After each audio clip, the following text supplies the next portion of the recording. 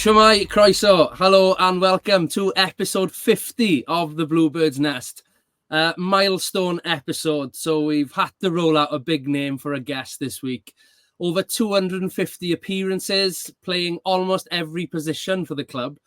Commonly known as Pems, former captain, Club Hall of Famer, Sean Pemberton. Pems, welcome to the Nest. Cheers, Ray. Thank you for having me.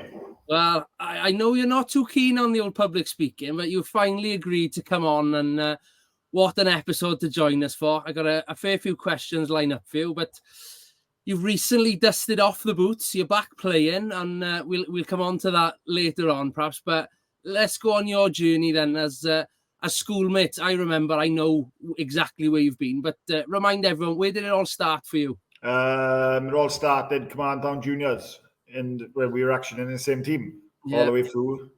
And then, I was there till about 14, and then I stopped playing for 2-3 years. And then I come back straight to senior level and at 16. And that was in a little old village, as well, perhaps not many people in Pembrokeshire would be even aware of Llangain, but Carmarthenshire-based people perhaps will be. The mighty Llangain back in the day. What was that like then, your first dipping the toe, I suppose, into Carmarthenshire League football?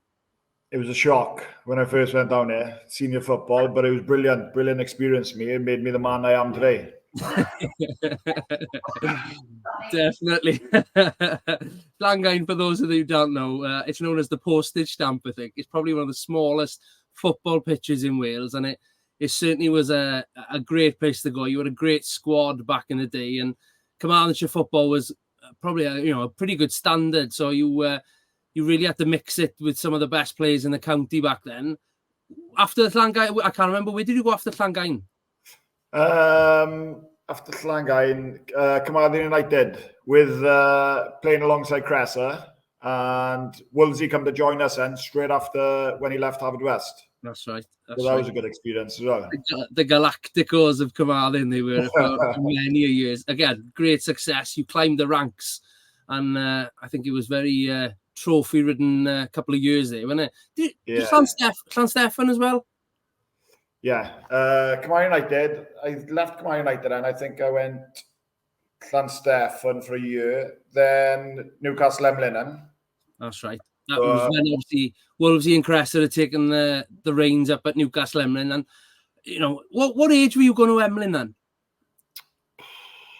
21, 22. Yeah, and obviously your first experience of Welsh League football, what was Welsh League 2, so that would be the one below Cymru South. Wolsey went back to Haverfordwest County then as a coach, and obviously they ended up being the manager, and Sean Cressa went down, and I think you were one of their first recruits, and probably very unknown at the time to Pembrokeshire folk at the time. But how did you find that then, the step up from, like I said, Welsh League 2 to the Cymru South level at the time?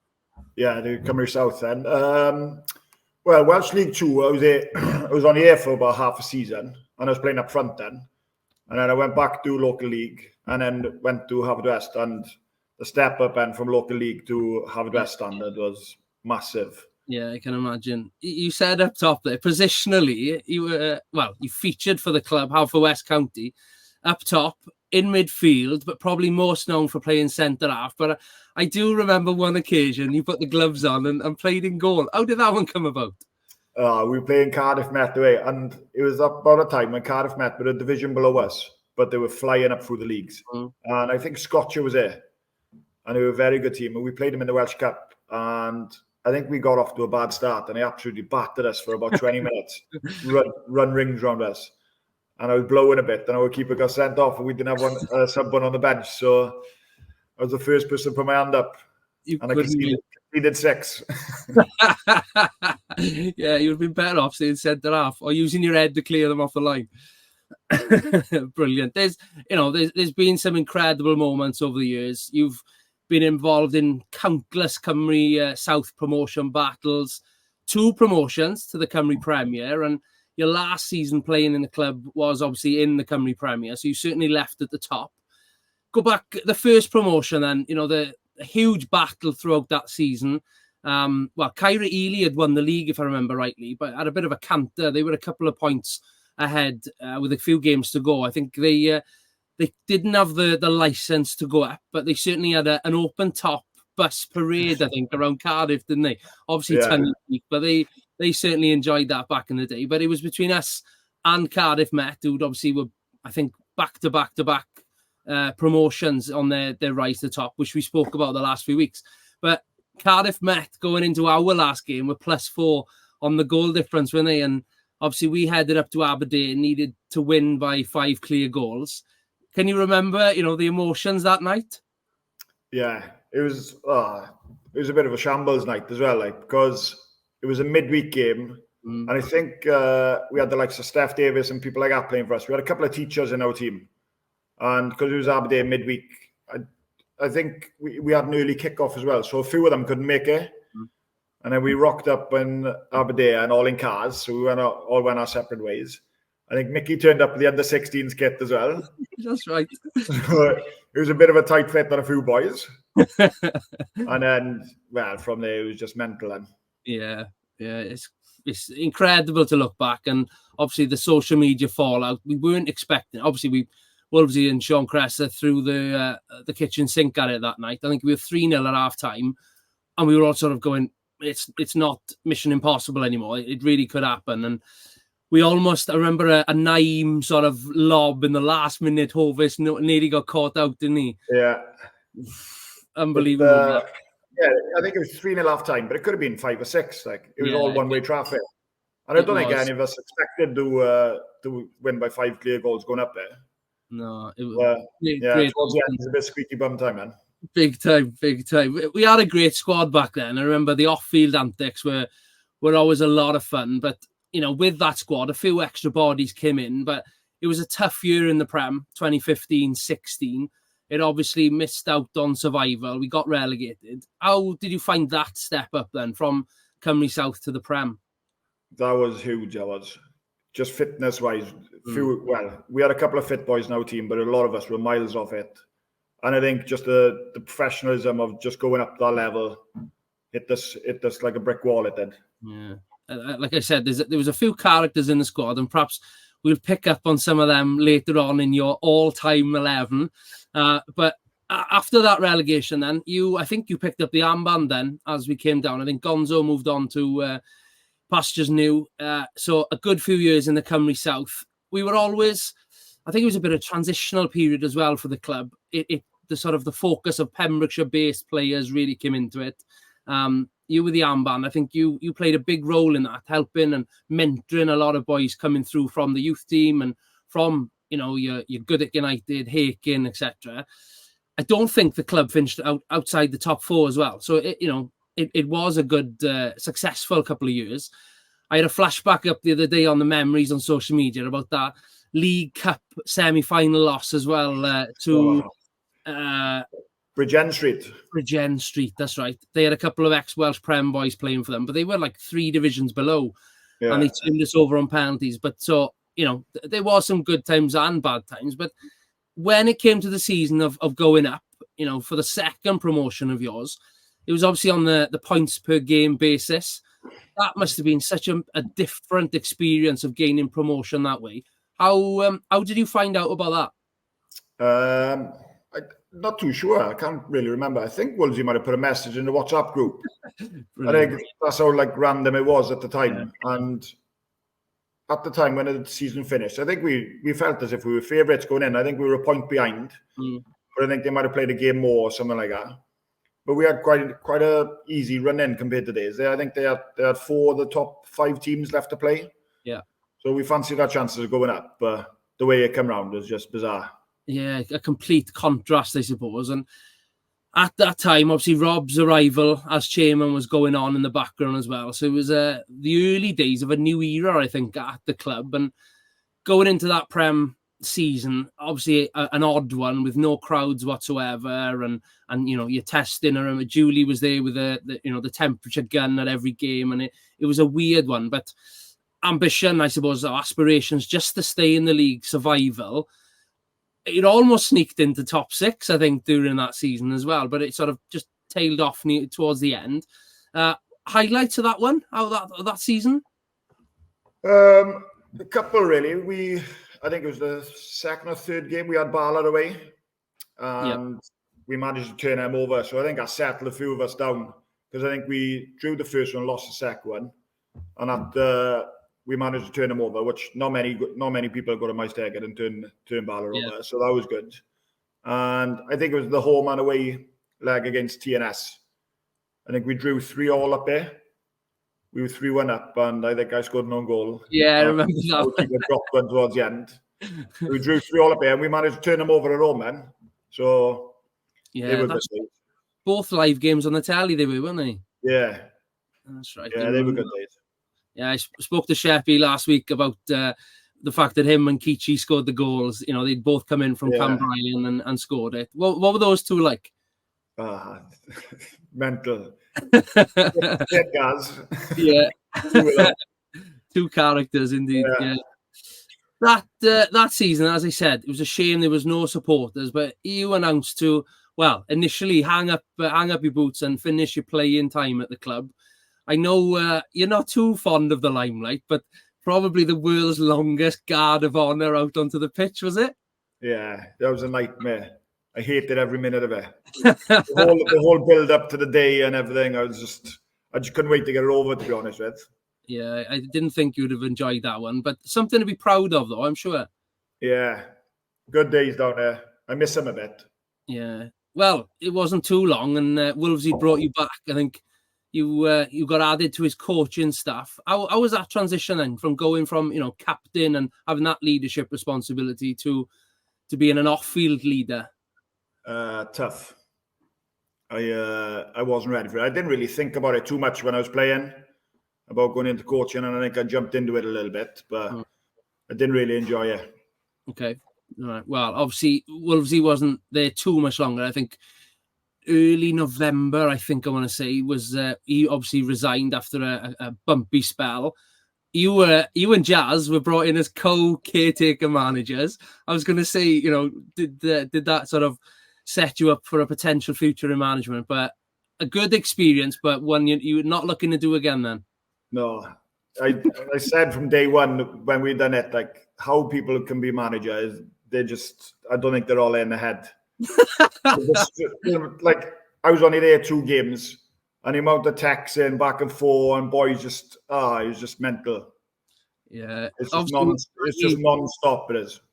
Yeah, I remember Waggy was obviously there to support the two of you as well, but he was obviously head of coaching, across the academy. So it was, it would have been too much for him, but his expertise and experience helped. And I remember after the Bala game, the home game, I think it was a draw, that one, was that? Yeah, right?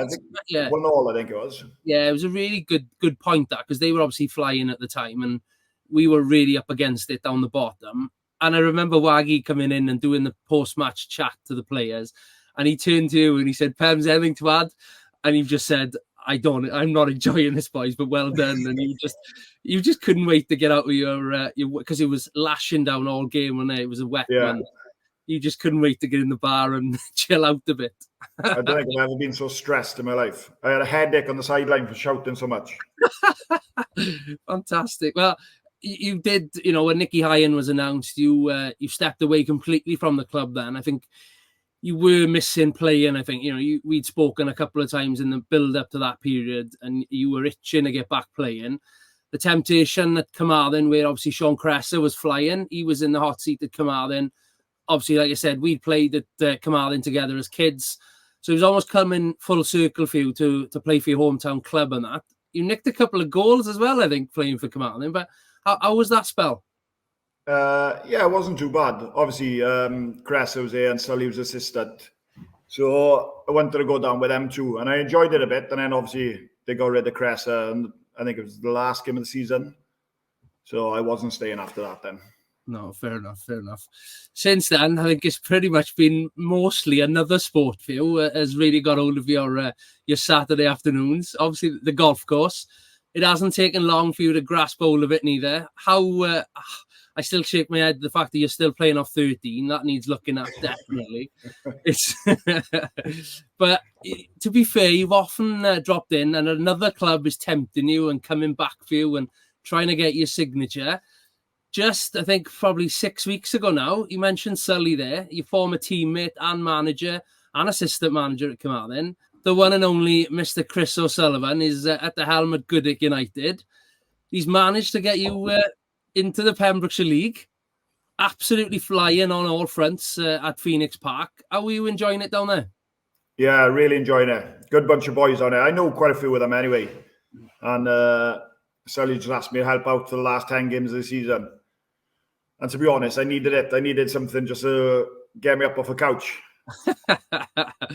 Well, like I said, flying on all fronts. The league table looking extremely healthy for the club. I think the Senior Cup run is ongoing. But as well as a few other Pembrokeshire League clubs actually looking at the fixtures. West Wales Cup duty this weekend. I know your cup tied, I believe. But they're heading up to Llanelli to take on Seaside. We've both played Carmarthenshire League. We know what's ahead of Goodwick heading to Seaside. They're right alongside the coast in the middle of Llanelli. How do you see it going? Well, I'd back Goodwick against any teams in that league. But to be honest, like I said about Carmarthenshire League and stuff, I think Seaside is one of the only teams I've never seen play.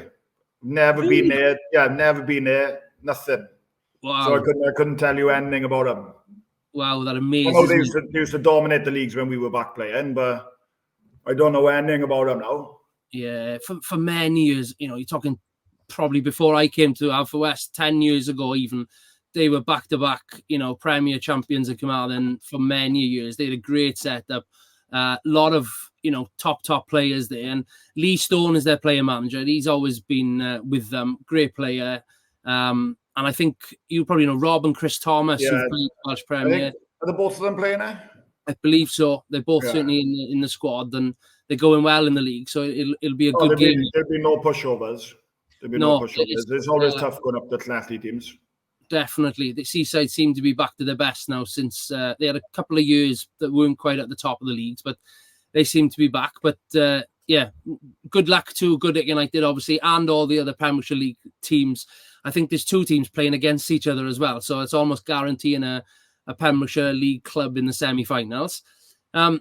When you aren't golfing or playing, I know, to be fair, Mared, Mrs. Pemberton, is often at the Oggy Bridge Meadow herself as she sits on the board these days. So there's still very much an involvement from the Pemberton family. But the pair of you are often driving your youngest daughter around the country and into England, I think. Taking up football herself. How's she getting on? Yeah, she's doing well. She needs to listen a bit more, but she's not doing too bad. She got a cup semi-final this week against St. Helens now. So I'll be up watching that. And I might catch the end of the Goodwick game, man. Okay. Oh, fair play. That's pretty good. And as I said, Mared's still down the club often. And there's just this week, questionnaire has gone out across the club's social media asking for people to gather interest in a future Haverfordwest County girls setup. So fingers crossed we see Lottie on the Oggy Bridge Meadow herself in the future. But if anybody's got any interest in getting involved in that, please do scan the QR code or visit the link on screen and get involved in that one. Mentioned you do, to be fair, visit the Oggy Bridge Meadow a lot. You are watching. As a fan, is it just as nerve-wracking? Yeah. I don't think we caught the end of the semi-final up in Cardiff Met, is it? Yeah. Lottie was playing in the day in Ocean Park, so we could come across, got the extra time, and I don't think I've ever been as nervous in my life. And the penalty shootout up in Newtown then. Yeah. I don't think I've ever been that nervous playing as I was when I was watching. Yeah, it was horrible to watch. It was brilliant. The celebrations after were good. Yeah, it was certainly up in Newtown. There was a good day that. Obviously, the weather was on the side as well, and great days. What about the times in Europe and the Cardiff games then? Yeah, they were good. I got offered to go into the box, and I thought, no, I didn't want that. I wanted to be part of the fans, just to embrace it all. And it was brilliant. The turnout up there was fantastic. Yeah, I remember, obviously, I was near the dugout filming and whatnot for the documentary. I turned round early and I remember seeing Mared and the girls sat in the box and then thinking, I know exactly you'd be right amongst it on the far side with the rest of the supporters. You didn't fancy the padded seats, the prawn sandwiches. No, Straight in with the hardcore fans. Fantastic. And I know we've spoken, I think, obviously, North Macedonia and the Faroe Islands, they were pretty inaccessible for you as a family. And I think had the draw been a little bit kinder on supporters, you would have been on the away trips as well. Yeah, I think we were all looking forward to going, but the way it panned out with the 2 draws, it was tough for 4 of us to get there. Yeah, definitely. Well, fingers crossed that we can get 7th place, get in the playoffs and do it all again this summer. Fingers crossed. The big question now then, and I know you've been racking your brains for a couple of days over this one. I give you a heads up that I was going to ask you. Your dream 11 of obviously players you've played with at the club. God knows what formation you're going to put this into, but obviously we'll start at the back end. Who's your goalkeeper? Hardest part about this was remembering who I've played with. Goalkeeper. It's probably the easiest one on the team sheet, to be honest. I've gone with the cat, Craig Morris. As he's known to everyone else. Yeah. What a character he was. Yeah, you definitely got a fair few stories about Hovis. I think he's just hung him up. Yeah, I think he's about 84 now, but he's doing it right. He's a good keeper for us, but we had a laugh at him. We did. That time, remember Aberystwyth when he was swinging on the crossbar? And the ball dropped in over his head. Lost 1-0 last minute. That's right. That's right. Yeah, a very good goalkeeper and a top bloke as well. Had many a good time with Hovis, and we still haven't got around to visiting his pub up in Gosainen. Is it Gosainen or Gowerton? I think he is. Yeah, Gosainen. He's been promising that for a while, mine, but many a year. He didn't get around to it. Good times with Hovis. What's your back line like? I got 3 at the back. I've never played 3 at the back, so I don't know why I've gone there. Mr. Harvard West, I've gone on the right side of the defence. Ricky Watts. He probably won't enjoy playing there, but he can play anyway, so he's going in there. Most dependable player I've ever played with. He always 8 to 9 out of 10. What's he? Loves faking an injury back in the day. So when I've seen him getting bandaged up now, I couldn't believe it. I know. Warrior. When we were playing, Wolves used to say, "Don't look at him when he was down injured." Yeah, I remember. Let him get back up. In the middle of the back 3, Sam Roden, Rolls Royce of a centre half. Don't think I've ever seen him sprint or anything. Just glides around the pitch. Yeah. Alaric, left side of the back 3. But that's Alaric when he was about 16, 17, before he had all his injuries. And went to uni. When he could manage to play 3 games in a week. Yeah, that's right. Good old days. That's a strong back 3, that. Yeah. 2 sitters. I've gone for legs here. Nicky Palmer's, run anywhere. And alongside him, Chris O'Sullivan. You got, a good mix there between those 2. 2 of the fittest blokes I've played with. In as a 10 then is Kieran Lewis. Him on the ball. I don't think I ever seen him lose a ball in training and everything. Just brilliant, effortless. 2 wingers. Danny on the left. He had about 2 seasons with us, I think, or a season and a half with us before he had his move to Cardiff. Yeah. And I think he was only like 17, 18 at the time. He was so raw, but he just used to beat people for fun, he did. Yeah. He was unplayable back then. And Willie on the right. You'd be pleased with that one. Probably up there with one of the thickest blokes I've played with. And I watched him on the Nest with you. Oh, brilliant. I don't think I've ever laughed so much in my life. I still wind him about that one. Brilliant. Said, I think, was it the Joker film? What's your favourite film, Willie? Yeah. The Joker. Who's in it? I don't know. I haven't seen it. Yeah, I haven't seen it. And take that, his favourite band, but he doesn't know any songs. He's brilliant, man. And then I've got his little chuckle brother then, Forsey up top.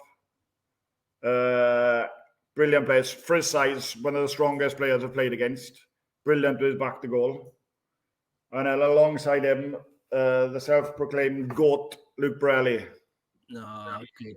That is one hell of a team, to be fair. What a strong team. And I didn't have any clue who your responses were going to be there. And you could have picked so many different people in so many different places there. And I think your phone's going to be red hot with people complaining. There's a lot of players I just totally forgot about, like, which no doubt they'll come back to me in a couple of days' time. I'll just kick it myself. But I got to say, who'll have the armband out of that bunch? Oh, probably the man who's got it now, Ricky Watts. Okay, yeah. I thought you were going to give it to Sully then, being that he's your manager now and teaches I think it suits Watty. It does. Fair play. That is, like I said, a great looking team. That excellent. I won't ask you who your manager would be. I think it'll cause a civil war in Carmarthen. That will if you pick between the several managers you've had there. Talking of lineups, looking ahead to this weekend. Then the present day, we are up at Colwyn Bay this weekend. It's an earlier than normal 12:30 kickoff on Saturday. The Bluebirds Nest Live will be there covering the game if you can't travel.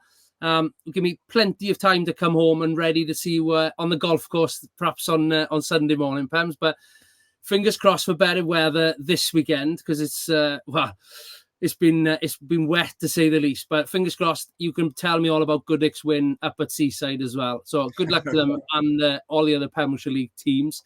If I don't see you this weekend, though, I'll probably see you next Friday when our next home game against Pemberton. It's going to be a potential pivotal one, that one in the playoff conference, the race for 7th place in the league. So I'm sure I'll see you over the next few days. But thank you for joining me, mate. Really appreciate the episode 50's guest had to be, you called Ricky Watts Mr. Pembrokeshire there, but I would argue that the amount of people asking for a statue of you outside the Bridge Meadow these days is this conversation is only going to resurrect some of those demands. But no, appreciate it, mate. Really great to walk down memory lane, and I'll catch up with you soon. Good luck for the rest of the season with Goodwick, and see you soon, pal.